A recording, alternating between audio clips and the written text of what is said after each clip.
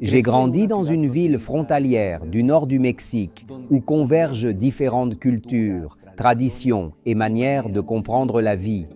Certaines personnes venant du sud du pays y sont arrivées pour y rechercher de nouvelles opportunités.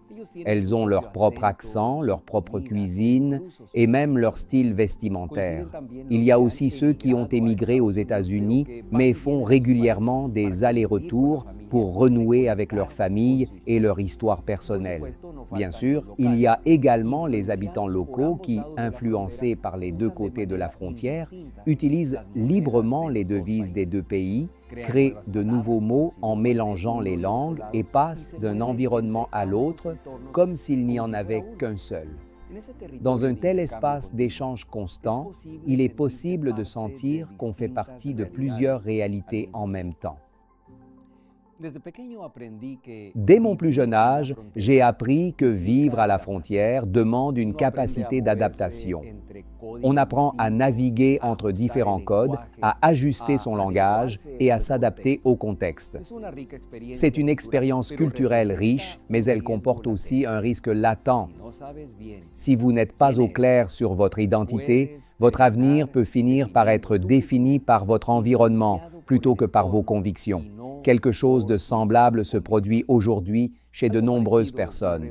Certains grandissent entre deux familles, celle du père et celle de la mère, avec des dynamiques, des valeurs et des attentes différentes.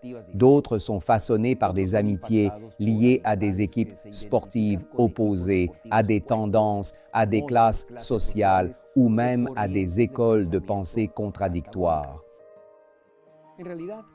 En réalité, nous vivons tous exposés à de multiples influences culturelles, idéologiques et spirituelles.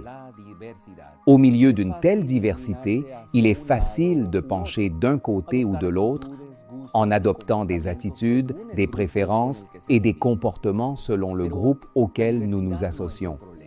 Mais la diversité en elle-même n'est pas le problème, pas plus que les décisions que nous prenons. En fait, il est légitime de changer d'équipe, de préférence, d'opinion ou même d'adopter une autre citoyenneté.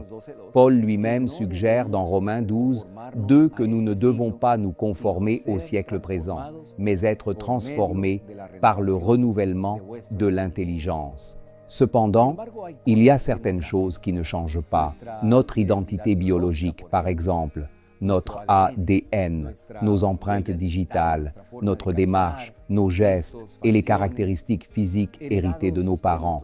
Quelle que soit l'influence qu'exerce sur nous l'environnement, nous demeurons fondamentalement la même personne.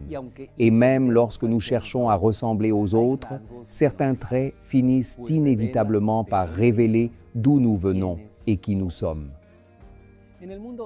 Dans le monde des affaires, les grandes entreprises mettent régulièrement à jour les couleurs de leurs marques, leur design et leurs slogans en fonction des stratégies de croissance et des tendances. Pourtant, les marques qui durent sont celles qui ne réinventent pas leur raison d'être et leur mission, en d'autres termes, leur identité.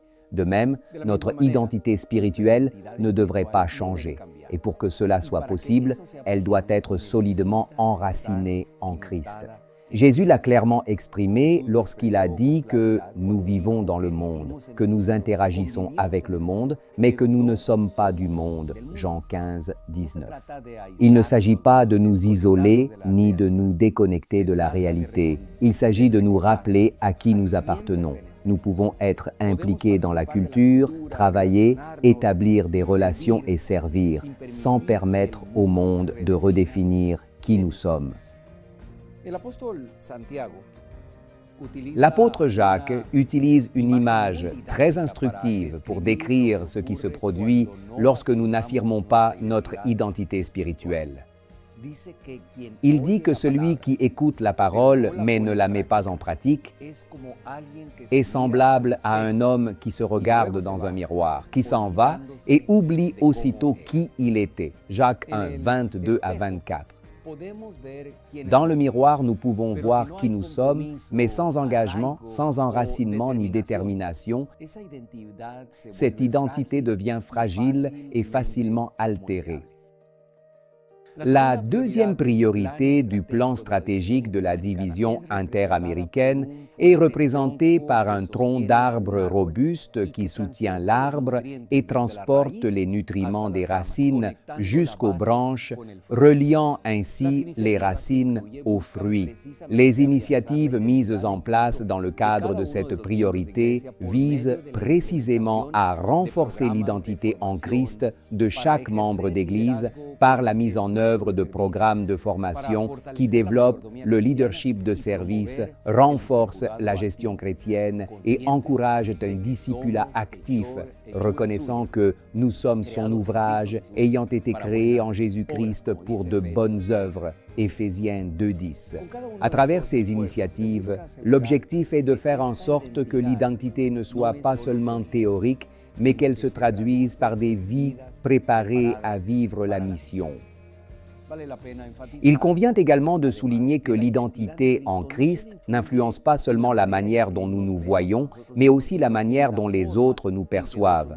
Lorsque notre identité est enracinée en lui, cela devient évident, non pas tant dans ce que nous disons ou évitons de dire, dans nos décisions, nos attitudes et nos réactions, dans la cohérence entre ce que nous croyons et la manière dont nous vivons.